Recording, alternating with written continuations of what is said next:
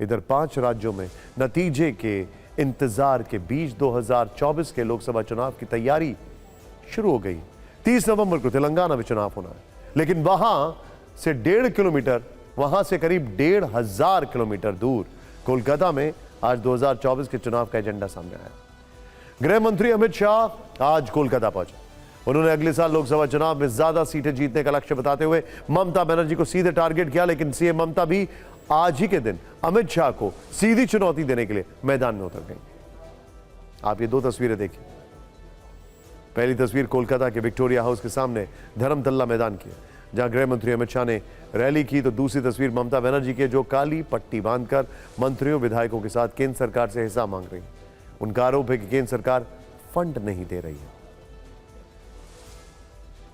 दीदी ने बंगाल को बर्बाद करके रख दिया। कोलकाता में बीजेपी के हजारों समर्थकों से भरे मैदान में आज अमित शाह खूब बोले। उन्होंने ममता बनर्जी पर चुन चुनकर हमले किए।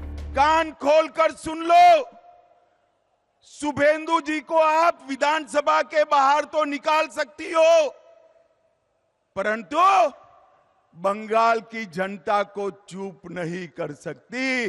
बंगाल की जनता कहती है, दीदी आपका समय अब समाप्त हो चुका है। अमित शाह के 24 मिनट के भाषण में ममता बनर्जी, अभिषेक बनर्जी और टीएमसी, मोटे तौर पर यही 3 नाम निशाने पर थे। कांग्रेस और लेफ्ट का नाम 1-2 बार ही आया। ममता जी तीसरी टर्म के लिए जीती।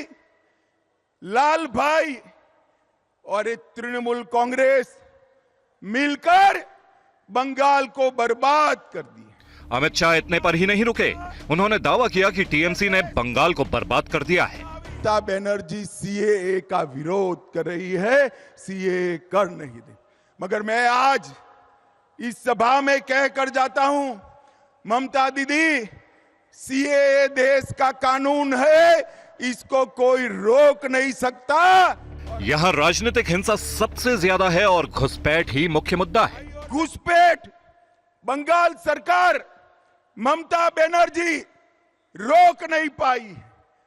जो ममता बनर्जी कभी घुसपैठियों के लिए पार्लियामेंट चलने नहीं देती थी, वो ममता बनर्जी आज घुसपैठियों को खुलेआम वोटर कार्ड और आधार कार्ड बंट रहे हैं, वो चुप बैठी।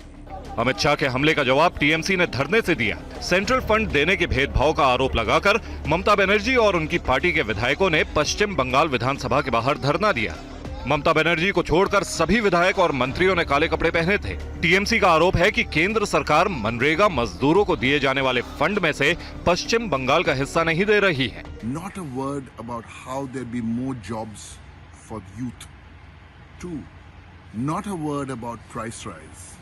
And 3, not a word about MNREGA. वैसे कोलकाता में बीजेपी ने जो आज रैली की, उसे प्रतिवाद सभा यानी विरोध सभा का नाम दिया था। इस रैली के लिए पूरे बंगाल में कोलकाता चलो का नारा दिया गया था। प्रचंड आवाज से बोलिए, भारत माता। इस रैली के आयोजन पर भी काफी विवाद हो चुका है। भारत माता की। गृह मंत्री अमित शाह ने कोलकाता के जिस मैदान से आज ममता बनर्जी पर राजनीतिक प्रहार किया, उसकी इजाजत के लिए पुलिस से लेकर कोर्ट तक जाना पड़ा। दरअसल कोलकाता पुलिस ने अमित शाह की रैली को इजाजत देने से इनकार कर दिया था। कोलकाता पुलिस इसके लिए ट्रैफिक व्यवस्था खराब होने का तर्क दे रही थी। इसके विरोध में बीजेपी कलकत्ता हाईकोर्ट गई, जहां सिंगल जज की बेंच ने रैली की इजाजत दी। इसके खिलाफ सरकार डिवीजन बेंच में चली गई, लेकिन वहां भी ममता सरकार को नाकामी मिली और अमित शाह की रैली को इजाजत मिल गई। अब आपको अमित शाह की वो बड़ी बातें बताते हैं जो उन्होंने कोलकाता की रैली में कही। गृह मंत्री अमित शाह ने भाषण में ममता बनर्जी को टारगेट करते हुए कहा, चुनावी हिंसा सबसे ज्यादा बंगाल में हो। बंगाल में घुसपैठियों को नहीं रोका जा रहा। बंगाल आज बम धमाकों से गूंज रहा है। सीएए देश का कानून है, हम इसे लाके रहेंगे। मोदी जी बंगाल के लिए लाखों रुपए भेजते हैं, लेकिन टीएमसी गरीबों तक पैसा नहीं पहुंचने दे रही है।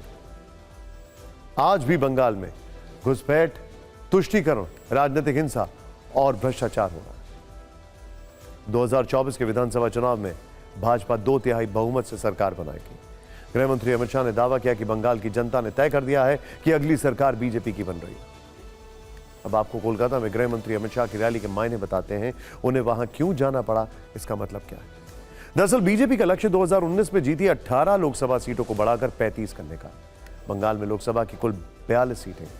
इसके अलावा 2021 विधानसभा चुनाव में हार के बाद कार्यकर्ता और पार्टी संगठन में नई ऊर्जा फूंकने की कोशिश है। ऊर्जा फूंकने की जरूरत इसलिए है क्योंकि 2021 में हार और बाहरी नेताओं की एंट्री की वजह से बंगाल बीजेपी में मतभेद पड़े। यही नहीं, पंचायत चुनाव के साथ उपचुनाव में बीजेपी कोई करिश्मा नहीं कर पाई। पूरे बंगाल में पार्टी के अंदर असंतोष है, पार्टी के अंदर गुटबाजी और खींचतान है, जिससे कार्यकर्ता परेशान है। इसी असंतोष की वजह से 12 अक्टूबर को बंगाल में बीजेपी के दफ्तरों के बाहर उसके ही कार्यकर्ताओं ने प्रदर्शन किया, जबकि इससे कुछ दिन पहले बांकुड़ा में के बीजेपी सांसद सुभाष सरकार को उनके दफ्तर में ही बंद कर दिया गया था। लेकिन बंगाल में अभी चुनाव नहीं है, लेकिन 5 राज्यों में किसकी सरकार बनेगी, नतीजों से पहले सबसे सटीक एग्जिट पोल हम आपको दिखाने जा रहे हैं। कल शाम 6 बजे से टीवी 9 भारतवर्ष पर लगातार एक रिलायबल और एक बड़ा सैंपल साइज और एक डिटेल्ड एनालिसिस, सटीक एनालिसिस जरूर देखिएगा।